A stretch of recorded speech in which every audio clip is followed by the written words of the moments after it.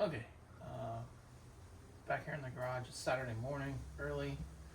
Um, Finished late last night building this 3 racing uh, D6 kit. Gonna try to put electronics in it today and maybe hit the track with it. I don't have a body for it yet, but maybe I can do a couple laps just to kind of feel it out on the track without a body, just to see how things kind of go.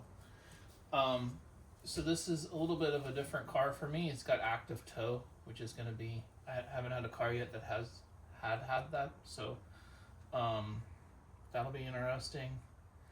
The car is like done in different ways than I would say like traditional kits that I've built in the past. So everything is kind of has like a belt drive like transmission. The steering's all the pivot points are kind of different, how they attach to the car and stuff. The one thing, I saw a video where it shows them popping the ball cups on because all basically the inner links all attached to ball studs, either to the chassis or to the like uprights here. And I saw a video where they put a ball stud like in a Dremel and they kind of like turn the Dremel on, and I wouldn't kind of suggest to do that. I think you can turn the Dremel up too fast and could do some melting of some sort in there. So basically they can, when you first put them on there, they're kind of tight. So basically you just pop them on, pop them off, and then kind of rotate the little plastic piece that's in all of this, rotate it, pop it back on, take it off, rotate it. And after popping them on and off and rotating them probably about 3 or 4 times, everything became like super free. So I would suggest to do it more that way than like hook your Dremel to like a ball stud and kind of do it. I think that's kind of could cause some other problems. Let's see, what was the other thing? I read some stuff about the tensioner pulley here, kind of either melting or having issues.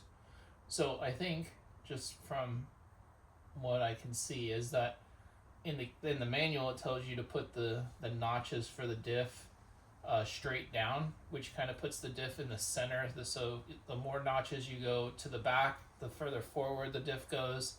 The more notches you go or rotate the diff forward, the further back the diff goes.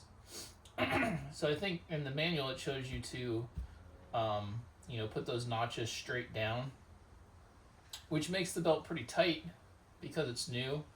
And your tensioner, there's some play here to adjust the tensioner, and maybe people have the tensioner a little too tight. So I went like kind of furthest all the way back so the diff's as far forward as possible, making the belt tension like as free as it is for right now because it's new. And then I just kind of played with this adjustment here for the tensioner, and made it where it's kind of touching the belt because it's really, this is the area that's going to skip, if it's going to skip here, which I don't believe it's going to skip. There's no friction really. So probably having the belt as free as possible is probably going to be better to start out with, and then you can kind of adjust it from there. But even with it on its like freest mode, it's still kind of, it's all new, so it's not like super free. So once you get some runs in it, I'm sure that will free up. All the graphite looks pretty good. Really, like I said, it was a different kind of build for me, so I was kind of taking in all of the different kind of things that there is different, how the disc and the axles, the brake disc and the axles all attach, are pretty interesting, especially that back axle the same way, where it has some screws to hold the brake disc on. Some people take those off, but I mean, they're fine as long as you run a wheel that has a bigger inside diameter so it doesn't hit anything, and you kind of put the fake caliper like kind of in the middle of the disc, I don't think you have any kind of problems whatsoever. Let's see what else. So our Exalt battery, our drift battery is slightly larger both in height and width. So this battery kind of situation they have here, how to hold the hold of it is really nice. I like it. I like how it has the spring, and it can come out fairly easy. Go back in, push down, and the battery's in there. So I had to put 1 millimeter spacer here on this side, 1 millimeter spacer on there. So I made the mounts a little bit wider, and I have a 1 millimeter spacer on the width, or the height. Sorry, not the width.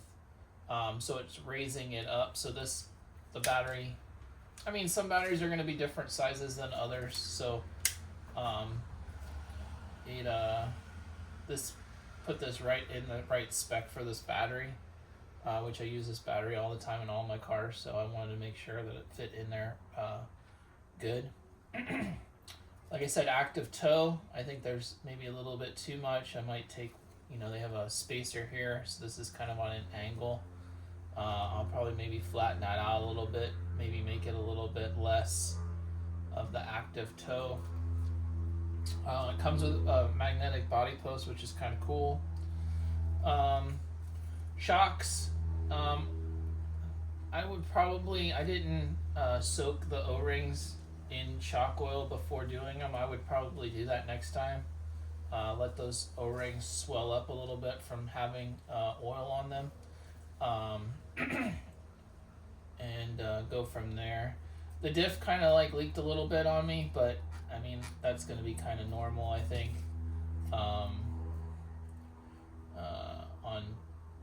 With it's very light diff oil that they give you and the thing, so it doesn't really matter what kind of diff you have. They're all kind of leak with that light of oil. Oh, the other thing is so these upper links, maybe even the bottom links, they're made out of really, really strong material. I had a 3 millimeter tap on me, a left and a right-handed thread one, which I was able to tap these. I think trying to thread these by hand is going to be kind of difficult for the normal person.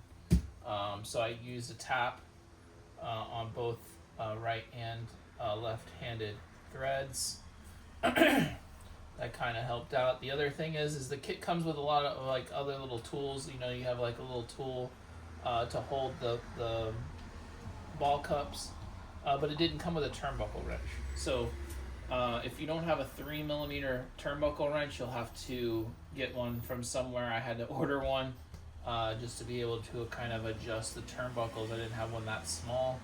I think all the other cars are like 3.5 millimeter, I think. So this one is a little bit smaller.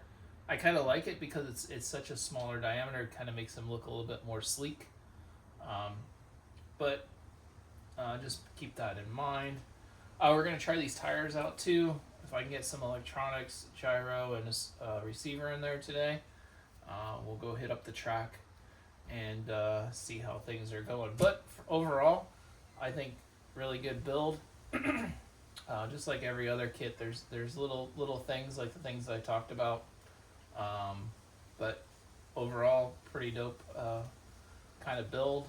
I'm kind of looking forward to going out there and doing some running with it, get a body painted by Easy, and slap it on here and see how it goes. So if you haven't seen the videos of the build of this D6, go back through RCDrift.social. You'll see all the pictures of me assembling it, like step by step, kind of. And yeah, keep checking out RCDrift.social for any other updates. We got some other things coming on the way. I should be having Associated has an RTR of their was it RC10D10 or DC10 coming, where I'll do a video of that straight out of the box. We'll do an unboxing and then we'll do it on the track. That should be pretty interesting. But for this kit, I think we're good to go. We're going to put some electronics in it and get out there and do some running. Appreciate everybody for watching, and keep drifting out there.